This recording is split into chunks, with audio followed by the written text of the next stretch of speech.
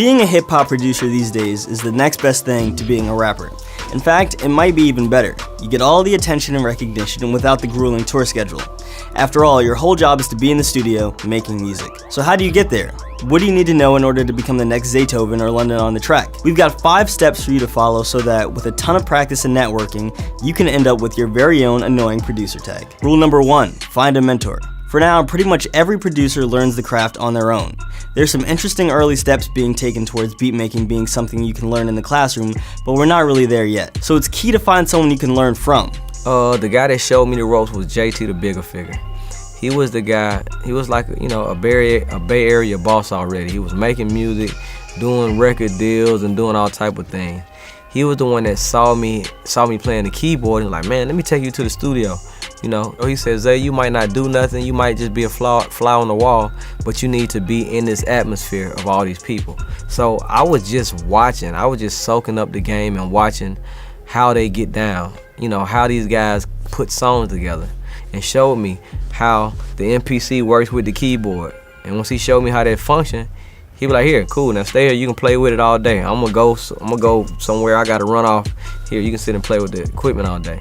So that's really what it was. I was just learning the process of song making when I was around all these other producers and rappers. It'll be Be Legit, E40, the Dog Pound, just a lot of Bay Area guys at the time.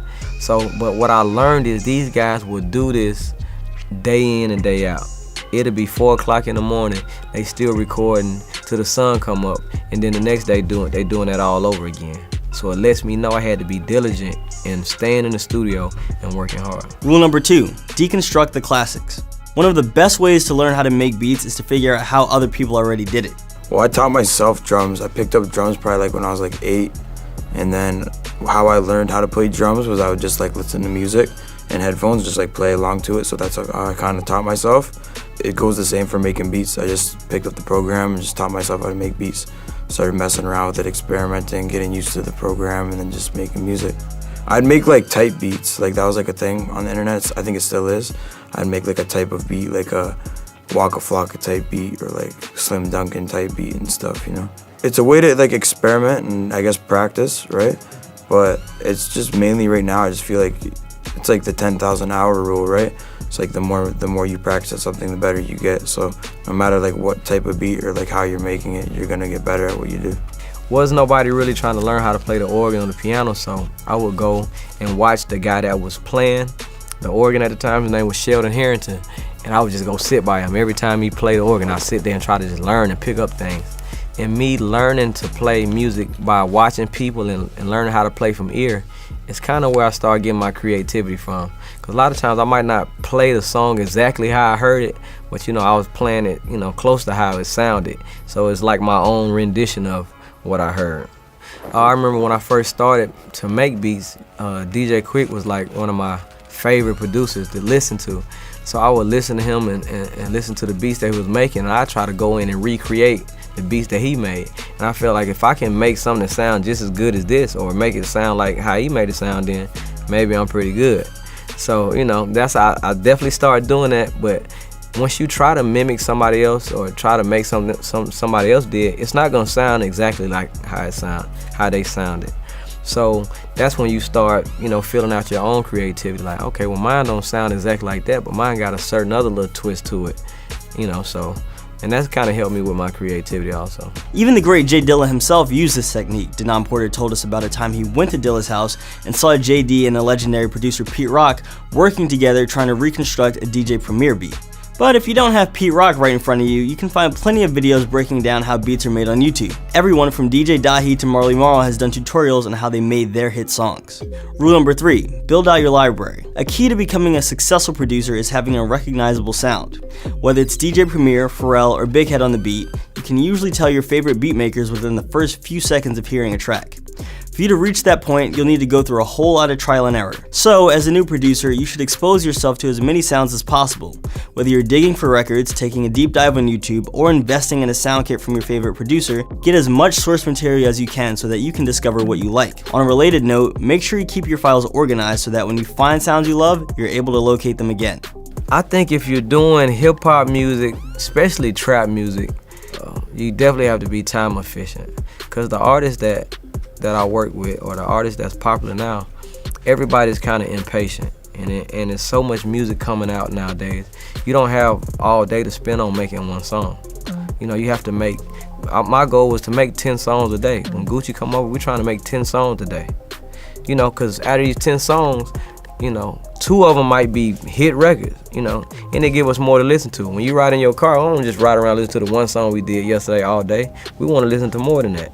So I learned that, you know, time is a very valuable thing in this music industry, because guys are ready to rap. They ready to rap. You got a beat now, put it on, turn it on. I want to make the song. All right, pull up another beat. And if you can't do that, then you're going to be lost. Rule number 4, master your existing resources. Gone are the days when you needed to spend tens of thousands of dollars to get your career off the ground. Today, even top producers like Steve Lacy are making music using only their phones. So don't let a lack of equipment hold you back. You can make great beats using whatever you have in front of you and just level up when you're ready.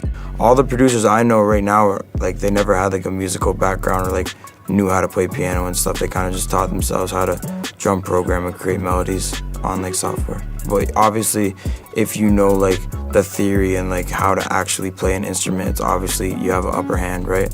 I wish I did. Like I wish I knew how to play the piano like properly. I like taught myself scales and stuff, just like making beats and stuff. I kind of crossed over from rock music to punk to metal to rap. So I was like playing a lot of like Travis Barker remixes, because he was remixing rap songs. And then from there, that's when like I traded my drum set for an electric drum set. And then when I started producing, I traded my electric drum set for a keyboard. And that's like when I started making beats. Rule number 5, develop a support network. When it comes to being a producer, no one can do it alone. It's important to develop a network of peers who you can trade ideas and experiences with. Well, one thing I always try to encourage up-and-coming producers is to latch on to an artist. Find somebody that you believe in. Find somebody you feel like can make it in the music industry. Somebody that'll do whatever it takes to become a star. Because that's the way I made it. The way I became popular is I found somebody I felt like, dang, this person is a star. This person's gonna make it. Let me produce for him. Let me come up and create a sound with this person and be that guy that he needs me to be. So when he blows up, I blow up. I feel like if you're like an upcoming artist or something, or producer, and you find someone on YouTube that you like, or like you think that you're a fan of, they have potential, you lose nothing in trying to work with them, right? I would just, if I was an upcoming producer and I found some guy with 1,000 views, just send him beats, because you never know, you could have like the next hit, he could be the next upcoming superstar, you know? You can't just like make beats and just wait for one day to play your beat for Kanye, because that's just not how it works. I guess like it could work, right? But that never worked for me. I always used to feel like if I send these guys beats, you know, that it'll get on an album. If I send, you know, a record label that has a new artist, you know, that they would like my beats and try to get me placed on the album. But it never worked that way. I never got any calls back or nothing like that. So that's why I spent so much time and focus on the artists I had that was coming to my house every day. So I know if I'm working with Gucci Mane every day and he blow up, then that means I'll blow up. So I ain't gotta try to, you know, pitch my beats to everybody and they don't really get it or understand it. If OJ the Juice Man blow up, then, you know, I know they gonna always want my beats. So if Migos blow up, then, you know, I know they gonna want my beats. Just remember, your network is your net worth. Use like social media to your advantage, like Instagram, Twitter, Facebook. Get in contact with people, go to these music conferences, fly to where you have to fly. Get comfortable with being uncomfortable. If you're just comfortable in your basement making beats all day, like nothing's gonna happen. Like you gotta like put yourself in uncomfortable situations and get comfortable with being in uncomfortable situations to succeed. Like you have to take risks. Like just being in LA with like broke, like with no money, sleeping on floors and couches, like living with the Migos, like when no one had money, like just like stuff like that, you know? Like spending your last dollars on a flight to go somewhere, or just you know what I mean? Like you have to take risks. Scared money don't make no money, you know? I'm a fan of giving the work away for free, just because, you know, if you're trying to come up, you're trying to make a name for yourself, you gotta let your work speak. You know, it's so many people that they want to hold on to their music and wait on some money to come, or they want to sell it. Somebody got to come buy it, when it's like it's a million producers out here that just want a shot.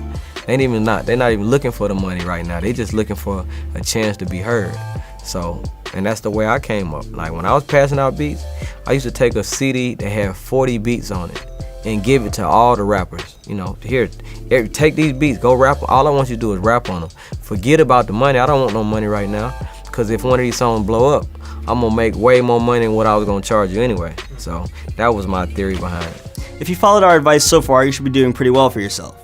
Now, it's time to start giving back. Make sure you share the lessons you've learned from your mentors and peers. That goes back to like when you were saying when Mike Will or Metro want to come over, or Sonny Digital, when they come over the house, I'm open arms. It's like, you know, and these guys probably weren't even, you know, popular yet. It's just, come on, man, come on over here. They might ask me, well, how you do that, or what you know, where you get this sound from, or how you use this, and I show them with no problem, because that's just my character, and I want to give and help somebody else. So when they do blow up, they can say, oh, nah, Zaytoven rocked with me way back in the day.